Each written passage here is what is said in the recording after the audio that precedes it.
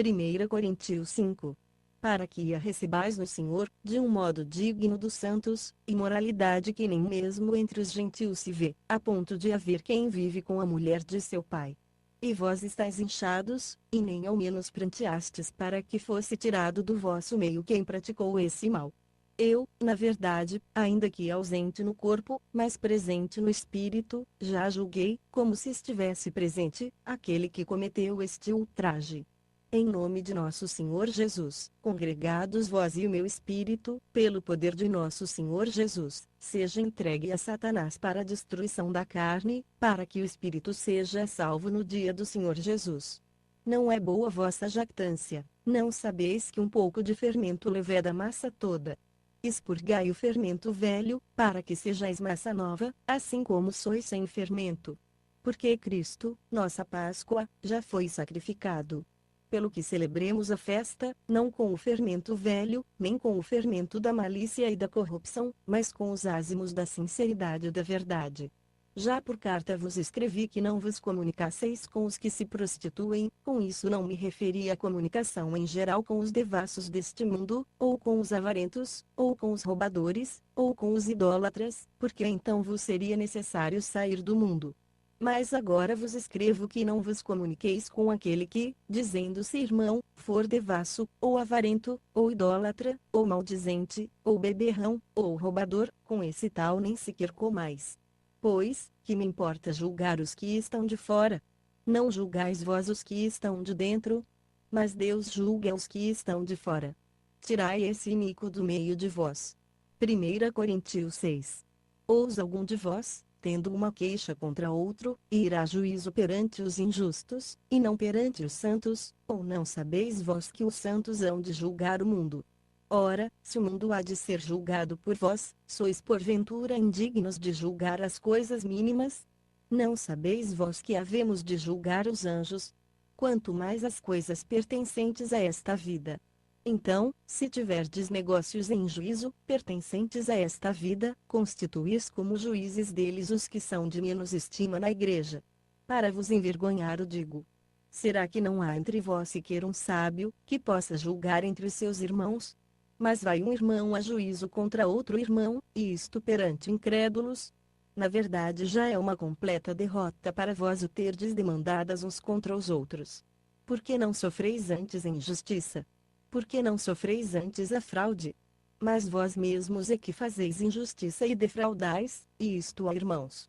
Não sabeis que os injustos não herdarão o reino de Deus? Não vos enganeis nem os devassos, nem os idólatras, nem os adúlteros, nem os efeminados, nem os sodomitas, nem os ladrões, nem os avarentos, nem os bêbedos, nem os maldizentes, nem os roubadores herdarão o reino de Deus. E tais fostes alguns de vós, mas fostes lavados, mas fostes santificados, mas fostes justificados em nome do Senhor Jesus Cristo e no Espírito do nosso Deus. Todas as coisas me são lícitas, mas nem todas as coisas convêm. Todas as coisas me são lícitas, mas eu não me deixarei dominar por nenhuma delas. Os alimentos são para o estômago e o estômago para os alimentos, Deus, porém, aniquilará, tanto um como os outros. Mas o corpo não é para a prostituição, mas para o Senhor, e o Senhor para o corpo. Ora, Deus não somente ressuscitou ao Senhor, mas também nos ressuscitará a nós pelo seu poder. Não sabeis vós que os vossos corpos são membros de Cristo? Tomarei, pois, os membros de Cristo, e os farei membros de uma meretriz? De modo nenhum. Ou não sabeis que o que se une à meretriz, faz-se um corpo com ela? Porque, como foi dito, os dois serão uma só carne. Mas, o que se une ao Senhor é um só espírito com ele. Fugi da prostituição. Qualquer outro pecado que o homem comete, é fora do corpo, mas o que se prostitui peca contra o seu próprio corpo. Ou não sabeis que o vosso corpo é santuário do Espírito Santo, que habita em vós, o qual possuís da parte de Deus, e que não sois de vós mesmos? Porque fostes comprados por preço, glorificai pois a Deus no vosso corpo. 1 Coríntios 7. Ora, quanto às coisas de que me escrevestes, bom seria que o homem não tocasse em mulher, mas, por causa da prostituição, tenha cada homem sua própria mulher e cada mulher seu próprio marido. O marido pague à mulher o que lhe é devido, e do mesmo modo a mulher ao marido. A mulher não tem autoridade sobre o seu próprio corpo, mas sim o marido, e também da mesma sorte o marido não tem autoridade sobre o seu próprio corpo, mas sim a mulher. Não vos negueis um ao outro, senão de comum acordo por algum tempo, a fim de vos aplicardes à oração e depois vos ajuntardes outra vez, para que Satanás não vos tente pela vossa incontinência. Digo isto, porém, como que por concessão e não por mandamento. Contudo, queria que todos os homens fossem como eu mesmo, mas cada um tem de Deus o seu próprio dom, um deste modo, e outro daquele. Digo, porém, aos solteiros e às viúvas, que lhes é bom se ficarem como eu. Mas, se não podem conter-se, casem-se. Porque é melhor casar do que abrasar-se. Todavia, aos casados, mando, não eu mas o Senhor, que a mulher não se aparte do marido, se, porém, se apartar, que fique sem casar, ou se reconcilie com o marido, e que o marido não deixe a mulher. Mas aos outros digo, não o Senhor se algum irmão tem mulher incrédula, e ela consente em habitar com ele, não se separe dela. E se alguma mulher tem marido incrédulo, e ele consente em habitar com ela, não se separe dele. Porque o marido incrédulo é santificado pela mulher, e a mulher incrédula é santificada pelo marido crente. De outro modo, os vossos filhos seriam imundos, mas agora são santos. Mas, se o incrédulo se apartar, aparte-se, porque neste caso o irmão, ou a irmã, não está sujeito à servidão, pois Deus nos chamou em paz. Pois, como sabes tu, ó mulher, se salvarás teu marido, ou, como sabes tu, ó marido, se salvarás tua mulher? Somente ande cada um como o Senhor lhe repartiu, cada um como Deus o chamou, e é isso que ordeno em todas as igrejas. Foi chamado alguém, estando circuncidado, permaneça assim. Foi alguém chamado na incircuncisão, não se circuncide. A circuncisão nada é, e também a incircuncisão nada é, mas sim a observância dos mandamentos de Deus. Cada um fique no estado em que foi chamado. Foste chamado sendo escravo, não te dê cuidado, mas se ainda podes tornar-te livre, aproveita a oportunidade.